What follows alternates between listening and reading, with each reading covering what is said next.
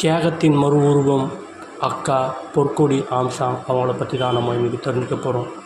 அண்ணன் ஆம்ஸ்ட்ராங் உங்களுக்கு தெரியும், பெரம்பூரில் புத்த விகார் ஏற்படுத்தி பாபா அம்பேத்கர் அரசியலை எளிய மக்களிடம் அரசியலை கொண்டு போய் சேர்த்துட்டு இருந்தார்.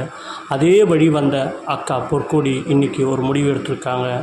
என் கணவர் இல்லாதாலும் இருந்தாலும் மக்கள் மனதில் என்றைக்குமே அவர் வாழ்ந்துட்டுருக்காரு, என் மனத்துலேயும் அவர் வாழ்கிறாரு. அதனால் நான் இனிமே பொற்கொடி ஆம்ஸ்ட்ராங் இல்லை, திருமதி ஆம்ஸ்ட்ராங் அப்படின்னு அவங்க பேரை மாற்றிக்கிட்டாங்க.